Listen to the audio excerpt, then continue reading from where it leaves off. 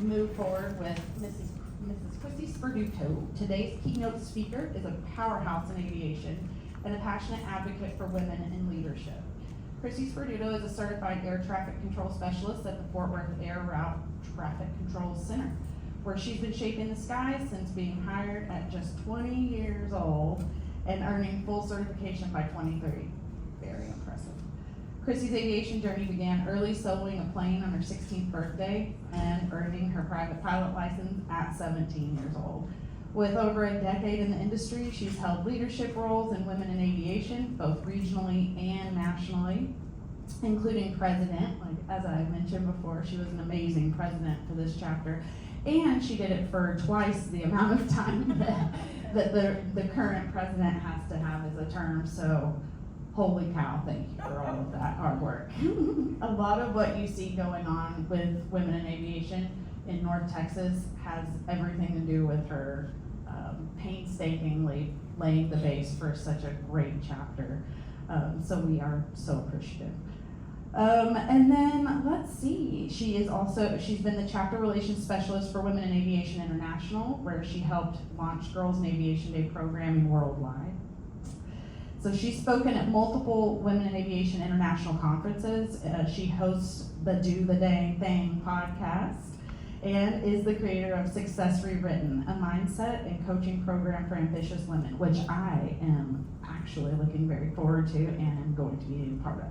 As a certified life coach, she's on a mission to help others rewrite their own definition of success. So please join me in welcoming today's keynote speaker, a mentor, trailblazer, and true inspiration, Christy Sperduto.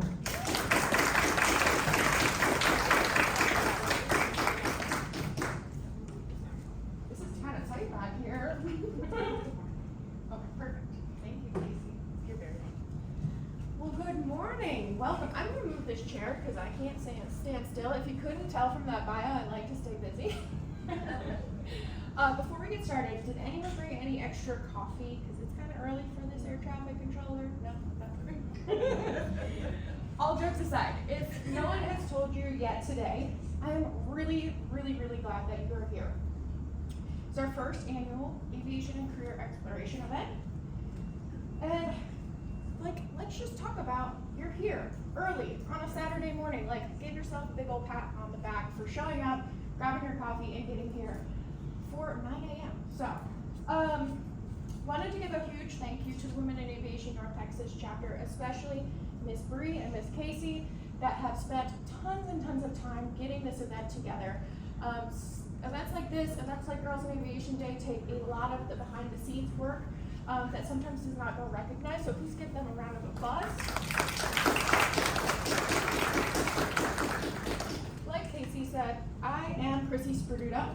I'm an air traffic controller, private pilot, certified life coach, and former Women in Aviation North Texas chapter president. I've also been a woman navigating the aviation industry for almost 15 years, since 2010. And the story that I'm going to share with you today is about when someone tells you no, and what you can do when they say, no, you can't do that. It's about being underestimated and choosing the dream anyways, despite the doubts, despite the fear, and despite the voice in the back of your head whispering, what if I can't? What if I fail? And how that one moment does not need to break you. In fact, it can become your fuel. Whether you're just starting out in the industry, where are my newbies? Just starting out in the industry, yeah. Loud and proud, you're here. You're starting out. Who's been in the industry for a hot minute? Yeah. Not everything today is going to apply to your journey, and that's okay. Take what's here for you and leave the rest. So, I'm curious, who in here is a pilot? Raise your hand, loud and proud. When you decide that you want to become a pilot, what do we call it? Expensive. Expensive. Has anyone heard the term getting bit by the aviation bug? Yeah. I was bit by the aviation bug around 12 years old. My dad is a pilot, and he's here with us today. Everyone say hi, Tom. Hi, Tom. He learned how to fly when I was about 9 or 10 years old. Funny enough, my mom we would drive past a little grass strip, and she would say, oh, that looks like so much fun. I want to learn how to fly. So what did Dad do as a great husband? He said, okay, let's get you flying lessons, and surprised her with a gift certificate for 2 flying lessons. And she went, I don't really want to learn how to fly. She's also here with us today. Everyone say hi, Tracy. They flew in from Florida to join us today. She joked about it. He took her seriously. And now all of a sudden we had 2 gift certificates that were about to expire. So he said, well, I guess I'll go to the airport and learn how to fly. He showed up at the airport, did his discovery flight, and came home with the entire Jeppesen, $1,000 starter kit with the headset and the bag and all the books, including the instrument books. So he was ready to go. But we would fly places when I was growing up, either the $100 hamburger. Everyone heard of the $100 hamburger? I think now it's like a $300 hamburger.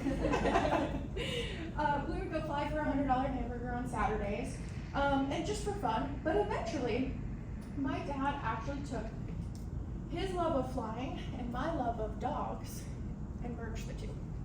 We would do animal rescue flights. And this was some of the most memorable flying experiences, some of the most memorable childhood experiences that I would have.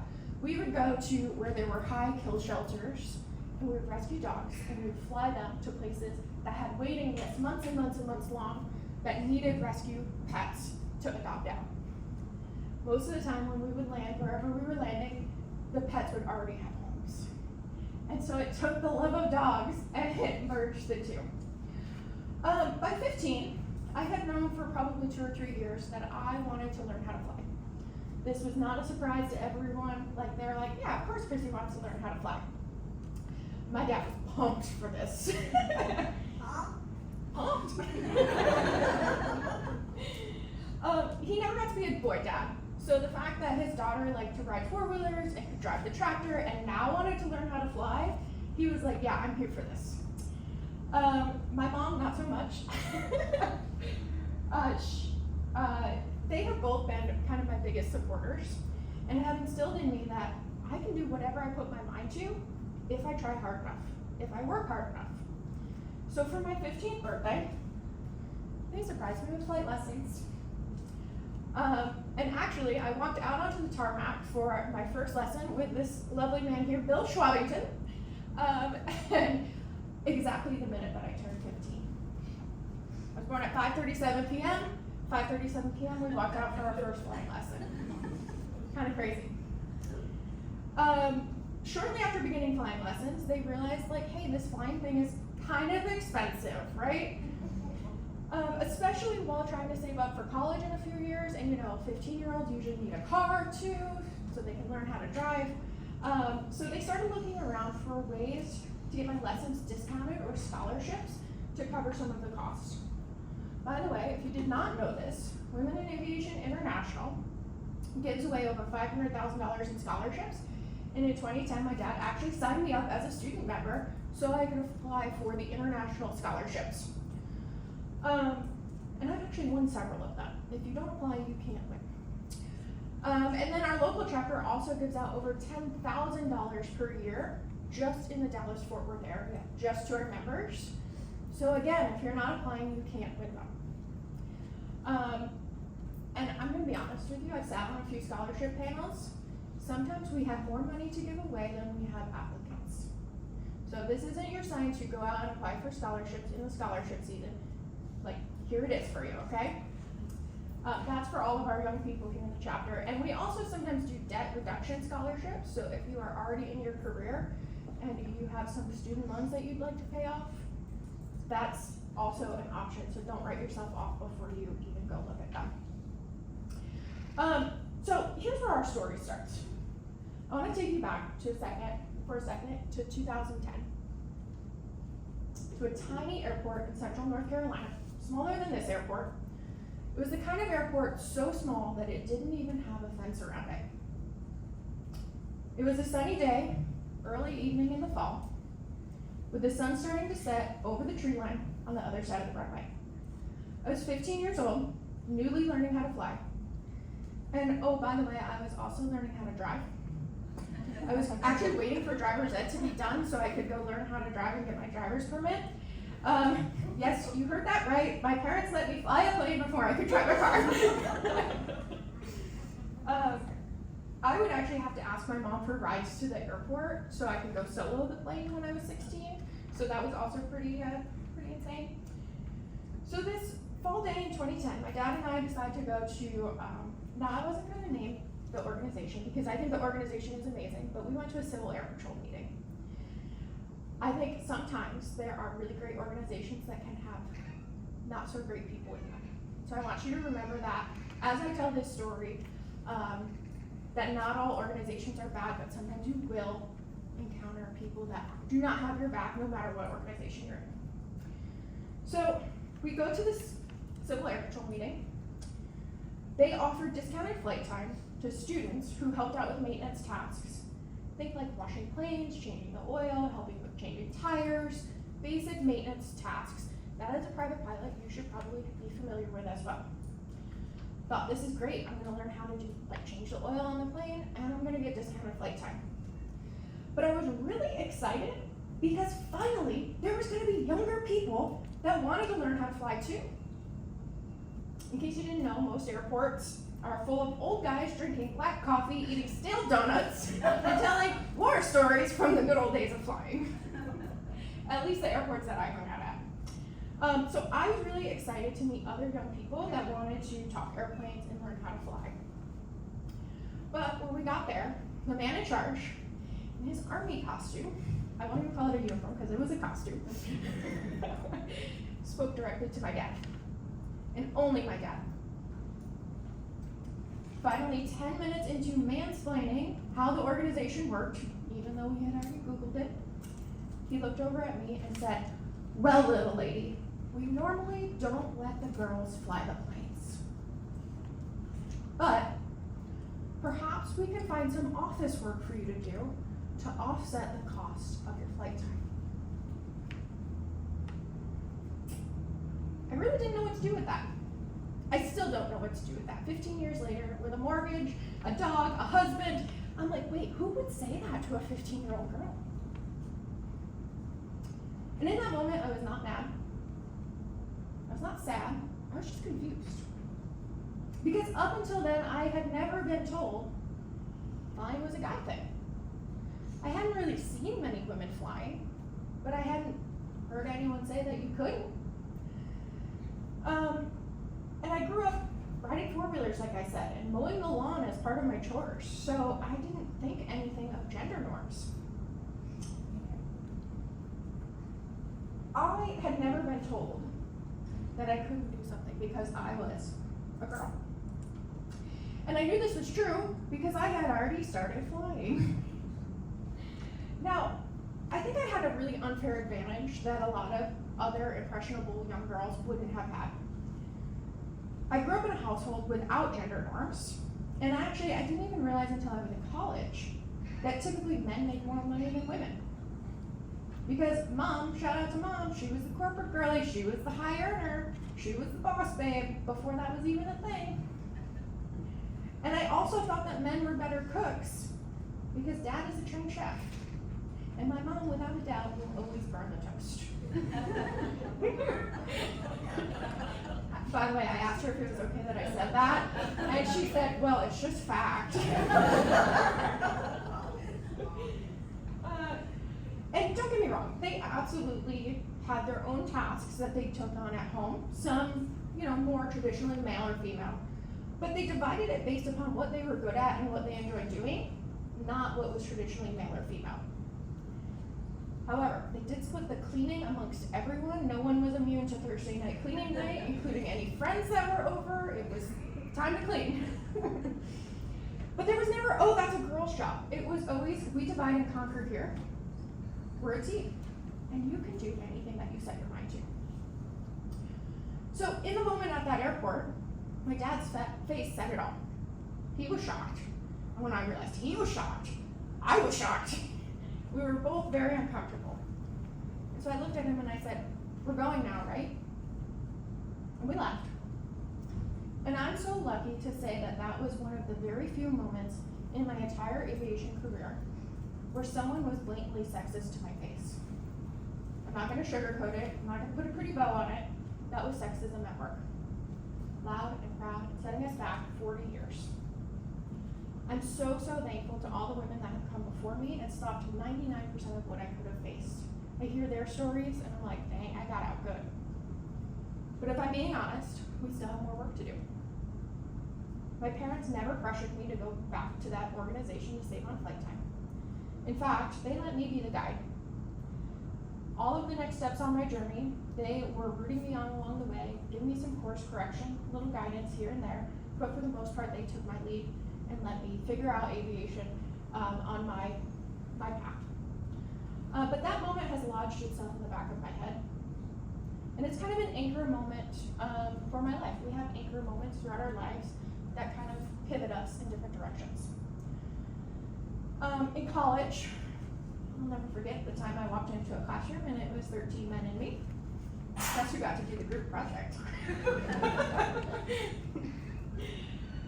Or every time I'm at work and the room goes quiet because someone just farted or told me an inappropriate joke, but now I need to behave because Chrissy's here. I've also noticed how certain people are offered more grace or just assumed to be competent before they even have proven themselves. While I had to prove myself over and over and over again that I was fit to do the same job as them. Sometimes when I'm training my male trainees, I'll step over them, fix their clearance, and the pilots will still question what I just said and assume that whatever the male trainee said was correct. A lot of this is unconscious bias. We don't even realize that it's happening. But there are moments in my life where it feels damn good to know that I proved that man wrong. Since that conversation in 2010, I earned my private pilot's license at 17. I also soloed an airplane on my 16th birthday, the youngest age allowable by the FAA. I graduated from my top choice aviation university in 2.5 years cum laude. I started my career as an air traffic controller at 20, at the third busiest air traffic control facility in the country. I certified as a certified professional controller by 23. I earned my master's degree in aviation safety with a 4.0 while working full-time. I helped revive the Women in Aviation North Texas chapter from 4 active members in 2015 to over 100 by 2020. And currently, as of today, there are over 300 active members because I was willing to take a chance on the chapter and revive it. I've also personally raised over $175,000 for organizations that promote women in the aviation industry. And finally, and that includes professional women controllers as well as the Women in Aviation North Texas chapter. And most recently, I got a life coaching certification so I could help other women navigate the high-stress careers that we are in. I'm a trainer, I'm a mentor, I'm a coach, and I am a leader in our community. I show up for the 15-year-old me so she can see that girls can do this too. Girls can do anything that they put their minds to, am I right? Mm-hmm. So can you, Grayson. I now sit and stand in rooms that 15-year-old me could not have even dreamed of. And I make space for the women coming behind me because no one deserves to feel like they don't belong in whatever it is that they want to do. That man did not break me. He didn't stop me, but his words echo from time to time and have created an absolute force to go against anything like that ever in the future. So instead of letting his words define me, I use them as fuel. And still to this day, his words echo in my head and I use it as fuel to keep going. And today, I'm going to show you how to do the same damn thing. You ready for this?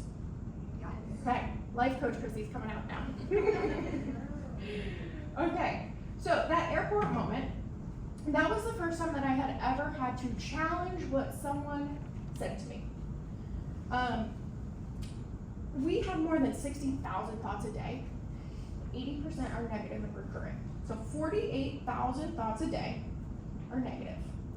When you throw someone else's negative thoughts at you, of course your brain's gonna spiral. Of course your brain's gonna fixate on that.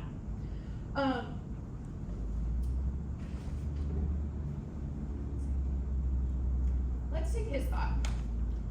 Girls don't belong here, or girls can't fly, or girls shouldn't fly. Later, with the same junk that my brain was probably offering, I don't belong here, this isn't for me, or they're probably not going to like me. Have you ever walked into a room and you're like, oh, they're probably not gonna like me, before you even give them a chance? Yeah, that's some of your 48,000 negative thoughts a day that are echoing in your ear. You can really get stuck in a debilitating loop. There's good news though. You do not have to believe every thought that is offered to you by your brain or by other people. We get to decide what's true for ourselves. I'm going to teach you a tool today, something that works whether the thought is coming from someone else or from your own brain. It's a 3-part mindset tool that I use with my clients and in my own life. Anytime I'm navigating doubt, rejection, or just high pressure situations that feel like a lot. It's called the ARROW method, and it stands for evaluate, reframe, and act. Step 1, we're going to evaluate. We're going to get really curious here. We're not going to judge our thoughts or the thoughts that are being offered to us. A lot of the times, we want to look at our thoughts critically. A lot of the time, we don't want to look at our thoughts critically because we will end up in an emotional spiral, which doesn't feel good. So it's way easier just to avoid the thoughts altogether. But if we just simply observe and kind of pick out, see what it is that our brain is offering us, and ask ourselves some specific questions, like what story am I telling myself? Is that story actually true? So if you walk into a room and you say, they're not gonna like me, is that actually true? Do we actually know that? You can also ask questions like, are they speaking to my potential or to their fear? Are they speaking to their biases? Am I speaking to my potential or to my fears? And when in doubt, my favorite question is always why? Why would they say that? Why is my brain giving me this thought? Why does this make sense? Or what's the logical reason behind that? So if we walk into a room and we go, they're not gonna like me, why would our brain give us that? It's because it wants to keep us safe. It wants us to keep us out of new, unknown situations because they can be dangerous. Okay, step 2. So that's step 1. We're gonna evaluate. We're gonna see what's going on in our brains. We're not gonna judge it. And then step 2, we're gonna reframe it. We can actually choose on our own thoughts. We are going to ask ourselves, what else can be true about this moment? What if their opinion isn't the truth, just a lens that they're seeing the world through? And if this was easy, what would I think instead? I like to think of the reframe step kind of like trying on clothes. There was a big debate as to what I should wear today, so I like to think about it as trying on clothes. You might put on an outfit and you're like, dang, this looks good on me. And then I'll put on that same outfit and I'm like, that looks terrible on me. There's nothing wrong with my body or your body, and there's nothing wrong with the outfit. Just one of those outfits wasn't for me, or wasn't for you. Please don't ask me to wear a romper. That's like I know that's not gonna look good, okay? To all the ladies that can wear one, I'm so jealous. You can't always control what happens. You can't always control what someone says to you, but you can choose what it means to you and what you do with it. So he said to me, girls don't fly. So then I thought I probably shouldn't even try. In that moment, I could have tried on the thought, he says girls don't fly, but I've already started flying lessons, so I know that's not true. We take that thought, we throw it away, and we continue on. Okay, and here's a coaching concept that I want to teach you really quick that is going to kind of change the way that you view a lot of the things in your life. The coaching concept is your thoughts create your results. This can sometimes feel a little bit abstract for people if you've never been coached or gone to therapy or anything like that, but let me explain this just a little bit. What you believe shapes what you do next. So if you believe this no means I'm not cut out for this, you'll stop trying. If I took his no and I said, oh, well, he said girls don't fly, so obviously I should go try to be an interior designer, I would stop pursuing flying, right? But if you believe this no is just simply This means that the space here isn't for me, but that doesn't mean that all spaces aren't for me. When you think that, you'll keep going and you'll find the space where you are welcome, where you are cut out for it. So I'm going to give you another example. I was actually just coaching a member of the Women in Aviation chapter this past week about this. She was wanting to look for her dream job. And she was telling herself, there are no CFI jobs out here for me. So I said, okay, when you think there's no CFI jobs out here for me, what do? Do you apply for the job? No. Do you look for new opportunities to network? No. Do you go out and find another job that pays the bills? Yeah. You avoid all the tasks that you need to do to get that dream job. She actually ran away to the Caribbean for vacation. I was like, okay, that's allowed.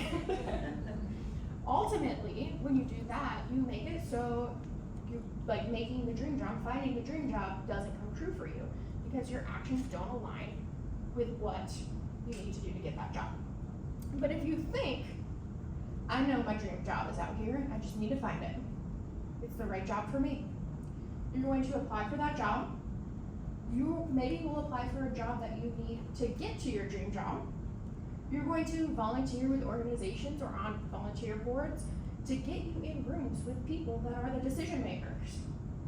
Maybe you'll go back to school or get another certificate, or maybe you'll go find a mentor to help you get that job.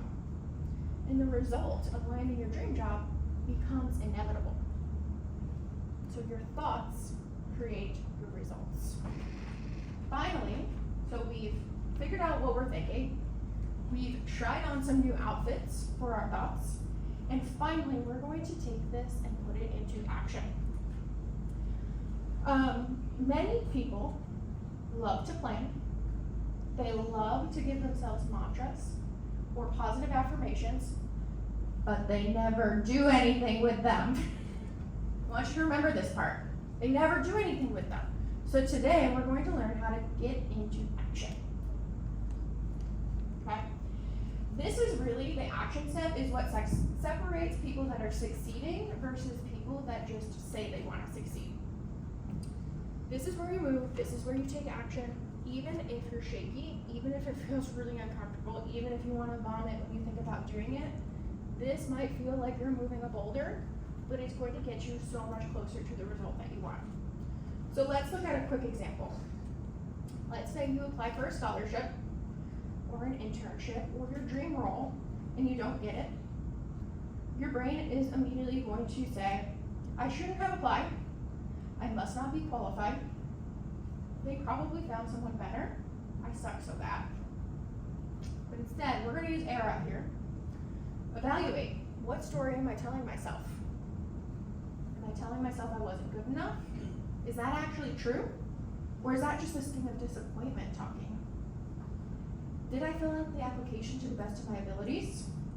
Did I miss anything on my application? I cannot tell you how many times I'll review a scholarship and they're missing one of the letters that they need. Did you follow the instructions? These thoughts don't need to be fixed. We just need to understand them. We need to give them the light, give them the time that they deserve. Because then we're going to reframe them. We're going to say, thank you so much for hanging out with me, thought. You're not serving me right now. I'm going to pick out a new thought from my closet that serves me a little bit better. So some of the thoughts that you can try on is maybe I was qualified, but this just wasn't the right fit right now. Or this was a really great opportunity to practice for the next thing that I will be qualified for. Now I have experience applying.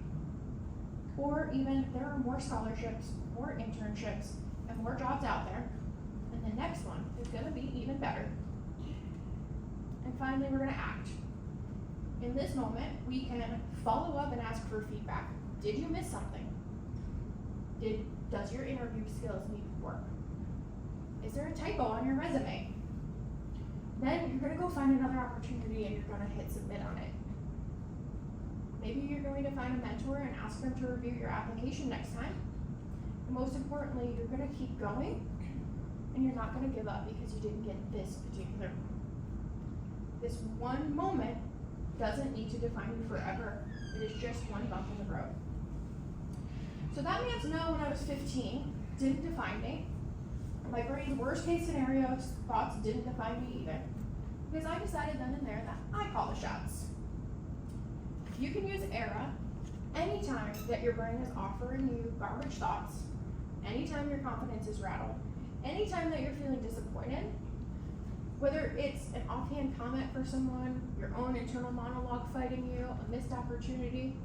And this is what I taught my coaching clients, my friends, my colleagues, and still what I use on hard days in my own career. I'm going to show you how I used ERA in my real life in air traffic control training. In June of 2015, I started air traffic control training. By October, and these are really old photos, and I can only find this one that's super grainy, so we're here. By October, I had passed my initial training in Oklahoma City, and I arrived at Fort Worth Center with everything that would fit in the back of my Volkswagen. I was so excited to have passed training. It was grueling, and to be headed to one of the busiest control centers in the country. I made it through the simulator lab at Fort Worth Center. I white-knuckled it through my D-sides, which are like the assistant positions, and I started training on the radars, what we call the R-sides, around the summer of 2017. And at first, I thought I was doing fine. I was about 3 months into my radar training. Life was happening in the background. I bought a house. I probably had a couple breakups. Life was lifing, right? And I was tired. I was 2 years into a 3.5-year training process. But I figured that was normal. Everyone's tired by this point. I thought I was on track. Until I started hearing whispers behind my back. When air traffic controllers are quiet, that's when you know something's up. David's a controller with me. He's nodding his head. Every sector at the facility has a target number of hours. There's a minimum and there's a maximum. And you typically certify somewhere between the two. I was getting close to the maximum number of those hours, and so at that point, your training team, which comprises of your trainers and your supervisors, meet to decide, hey, can we give them an extra 20%? And they can decide yes or no. The only reason why they would say no, you can't have extra time, is if they think you will not certify within that additional 20%. So, I had just hit 98% of my training hours. I had 3 or 4 hours left on that sector. And I walked into that meeting feeling completely oblivious. I had no idea that anything was wrong. I just kind of assumed that I'd get that 20%. Of course I would. I had never not achieved something that I put my mind to. Why would this be any different? To have the confidence of young Chrissy. Please give it back to me. What I didn't know was that decision had already been made for me before I even entered the room. They actually had a meeting before I came in for the meeting. It was not a unanimous one. One of my trainers said, Chrissy does not have what it takes. I don't think we should give her another 20%. He said I wasn't going to make it. He didn't think that I had the grit or the skill or whatever it was in his head that made a great air traffic controller. But the other trainer, Dana, we call him Quack, that's a story for another day, he said he believed in me. And my supervisor became the tiebreaker. Ultimately, they decided to give me the extra hours. But I found all of this out after the meeting. They just ran the meeting like it was normal. And Dana pulled me aside into the empty bay with extra radar scopes and said, I want you to know, they're really worried that you're not going to certify, even with the extra hours. But I know that you can. You've got a lot of work to do. I hope you're ready to dig in, but I believe that you can do this. Now you need to believe that you can too. I burst into tears. I was exhausted. Training is grueling. So much pressure. I was simply going through the motions though, and that was the wake-up call that I needed. In that moment, something shifted. Not out of shame, but because Dana handed me a mirror and said, this is what I see, you're capable. It's time to rise. And then he told me something that I'll never forget. When I was in training, This is what Dana said. When I was in training, I was in the exact same spot. One trainer believed in me, the other one didn't and wanted to terminate my training. And that one person believing in me, that was the difference. So do not ever think that I don't believe in you, because I believe in you and I know that you can do this job. At night, I went home. Let's be honest, I probably ate my feelings. And I didn't tell a soul. Actually, my parents and my husband are sitting in the back and I don't think they've ever heard this story, so.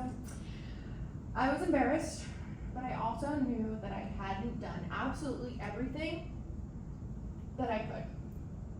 And up to this point, I had done everything that I had set my mind to, so ATC was gonna be no different. Hold my beer, and let's do this. Here's how I used ERA to go through this rough patch. Evaluate. I not only had the feedback from my one trainer telling me I wasn't cut out for the job, but I also had the feedback from the other trainer saying that I was cut out for the job. And then I had my internal monologue saying, well, you're probably not cut out for the job because Jeff said you weren't. Do you notice that our brain defaults to the negative? It will always default to the person doubting you, never to the person believing in you. So, I had to anchor myself in what Dana had said. He believed I could. But then I had to get really honest with myself too. I had not been going all in. I had not given it my all. I had been coasting. And that wasn't gonna cut it moving forward. So instead of using this situation as proof that I couldn't do it, I had an opportunity to reframe it. I decided that this was the wake-up call to show up differently. I had a chance to rewrite my own story instead of believing in the one that was offered to me by my brain and by Jeff. Maybe I wasn't the strongest trainee yet, but that doesn't mean that I wasn't capable. It's gonna be really hard in this stage for our brains to believe like, I'm the best trainee in the world. But it can believe, I'm not the best trainee yet, but there's still room to go from here. I didn't need to be perfect, but I did need to dig in. So I got to work. Not out of defiance, but out of belief. I stopped holding back. I asked better questions. I studied more. I prioritized my rest. And I stopped trying to just pass. I started training like someone that wanted to be the best controller that she could possibly be. I leaned in because I believed that I could get better. I did the work. I found my voice, my controller voice, by the way, and I made it. A lot of the times, our brains love to use information, like that one person that said I couldn't do it, as the proof that they can't do it, instead of the one person believing in you. So, what I want you to take from today is that every interaction can be evidence that you can't, or fuel to help prove that you can. Our brains also love to hyperfixate on the negative. So, of course, my brain was gonna spiral. And I had to physically, consciously pull myself out of that and believe in what Dana saw in me. And if it weren't for Dana fighting for me in that room, you and I wouldn't be having this conversation right now. I wouldn't be a controller, I wouldn't be a trainer, I wouldn't be standing up here telling you this story. That's the power of one voice. One person's belief can reroute an entire person's career, positively or negatively. So whether you're just getting started, or you've been in aviation for a while, your words matter. For my friends that have been in the industry for a minute, I want you to remember this. Your belief in someone else might be the only thing that keeps them going. Because sometimes that one sentence is all it takes to change the entire story. That's the power of one voice, and that one voice might be yours. For my younger friends in the audience that are just getting started, I want you to remember that someone else's no does not have to be your no. But if someone is believing in you, I want you to believe it. And if you've never had someone say those words to you, I'm saying them to you right now. I believe in you. You're here on a Saturday morning. It's early, but you came anyways. You showed up for yourself. You showed up for future you and all the amazing things that you are going to do. Whatever you came here for, whether it's a job, just inspiration, a mentor, it is here today for you, if you decide it is. So the real question is, will you believe in whatever it is? Because you can sit through today and stay small, zone out, dip out early, or coast through the day. Or you can decide right here, right now, to take up space, take notes, ask the questions, go after the role, make the connection, take the leap. You don't have to wait for someone else to say yes or give you permission to do that. Let them say no. You say yes. You say yes to yourself. You say yes to your dream. You say yes to what's possible for you. Before I wrap, I just want to say, if today's message hit home and you're thinking, wow, okay, I'm ready to believe in myself. I want to believe something new about myself. I'm ready to continue the work of believing my dreams are possible. You don't have to do it alone. I've helped hundreds of women overcome their doubts and use simple mindset tools like what I taught you today, the ERA method, to decide what their next step is going to be. And then actually go after it, right? We're not gonna sit not in the action phase. You don't have to walk this path alone. Support exists for you, and I would be honored to support you in your next era. By the way, my group program, Success Rewritten, is open for enrollment and starts next week. So if you're ready, if you were looking for a site for support, here it is. Thank you again for being here and for being part of the next era of aviation.